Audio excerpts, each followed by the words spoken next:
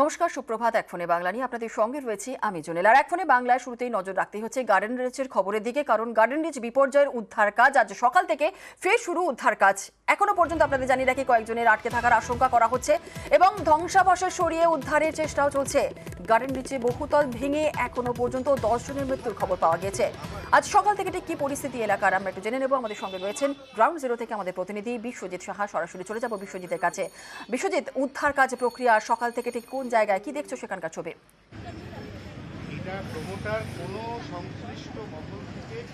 দেখো, কাল রাতে থেকে স্নিফার ডগ, সেই স্নিফার ডগ দিয়ে খোঁজা হয়েছে ধ্বংসস্তূপের কোথায় আর মৃতদেহ আছে কিনা সেই সন্ধান করা হয়েছে। আমরা জানি যে গতকাল রাত পর্যন্ত ডিজাস্টার ম্যানেজমেন্ট এবং রাজ্য পুলিশের ডিজাস্টার ম্যানেজমেন্ট এবং এনডিআরএফ তারা উদ্ধার কাজ চালায় এবং সারা দিনভর সেই উদ্ধার কাজ চালানোর পর রাতের বেলা সেই উদ্ধার কাজ সাসপেন্ড করা হয় এবং আজ সকাল থেকে আবারও সেই উদ্ধার কাজ, অর্থাৎ মৃতদেহ আর কোথাও আটকে আছে কিনা এই ধ্বংসস্তূপের নিচে, সেই কাজ শুরু হয়েছে এবং এই কাজ দিনভর চলবে। এবং তার আগে স্নিফার ডগ দিয়ে দেখা হয়েছে যে সেখানে কোনো মৃতদেহ আরও আছে কিনা।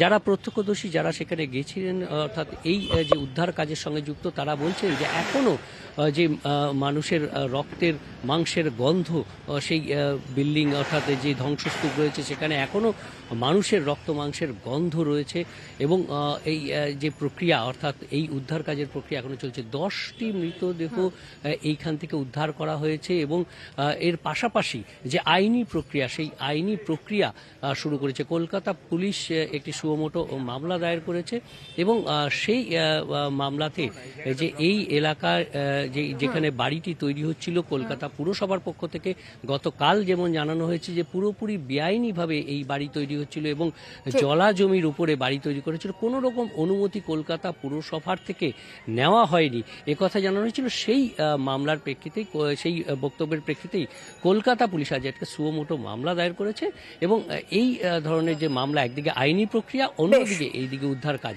এই দুটোই সমান তালে চলছে। ধন্যবাদ বিশ্বজিৎ। আর এই মুহূর্তে আমাদের সঙ্গে আমাদের অপর প্রতিনিধি শঙ্কু সাঁতরা রয়েছে। শঙ্কু, কিভাবে উদ্ধার প্রক্রিয়া চলছে, কতটা তৎপরতার সঙ্গে চলছে উদ্ধার কাজ, উদ্ধারকারীরা কি বলছেন?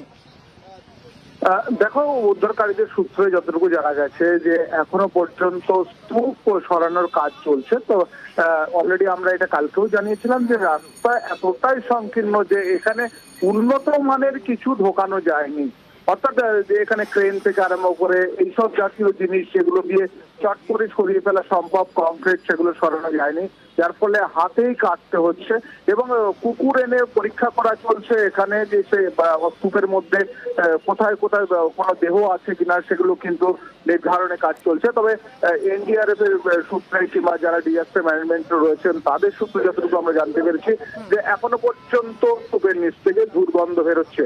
তবে দেহ রয়েছে, মানে মানুষের দেহ রয়েছে কিংবা অন্য কিছু এখনো কিন্তু কিছু বোঝা যাচ্ছে না। তবে তৎপরতার সঙ্গে এখনো কাজ চলছে, কাজ যতটা তাড়াতাড়ি কমপ্লিট করা যায় তারা কিন্তু সেটাই চেষ্টা করছে। তবে এলাকা সূত্রে খবর যে সেদিন রাত্রেবেলা কিন্তু অনেকেই এলাকার অনেক ছেলেরা ওখানে ছিল এবং 12 জন মতো লেবার ছিল ওই বিল্ডিং এ।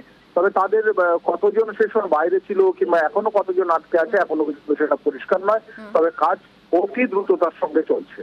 শঙ্কু, এরই পাশাপাশি একটু জানতে, যেমনটা তুমি বলছিলে যে স্নিফার ডগ দিয়ে খোঁজা হচ্ছে এবং রাস্তা সংকীর্ণ এবং স্বাভাবিকভাবেই বেগ পাতা হচ্ছে, একটু জানতে চাইবো যে এলাকার বাসিন্দারা তারা কি বলছেন?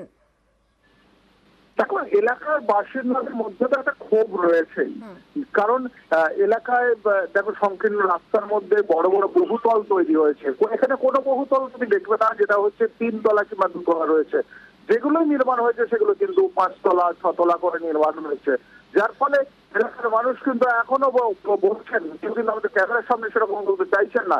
সবাই একটা কথাই বলছেন, যে কোনো মুহূর্তে আবার এরকম কোনো ডিজাস্টার হতে পারে, কারণ এখানে যেভাবে বিল্ডিং গুলো অতি অল্প জায়গার উপর এবং বহুতল তৈরি করা হয়েছে এবং উইদাউট প্ল্যান তৈরি করা হয়েছে, সেটা নিয়ে কিন্তু যথেষ্ট আতঙ্কে রয়েছে স্থানীয় মানুষজন।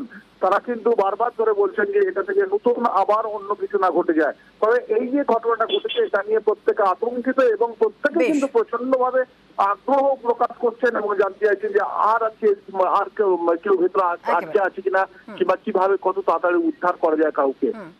ধন্যবাদ শঙ্কু। বলছি এখনো কাজ চলছে না? হ্যাঁ বলছি ভেতরে কোনো স্মেল আছে? পাওয়া যাচ্ছে, এবার দেখা যাক, খুব তাড়াতাড়ি হয়ে যাবে, কিছু পাওয়া যাবে।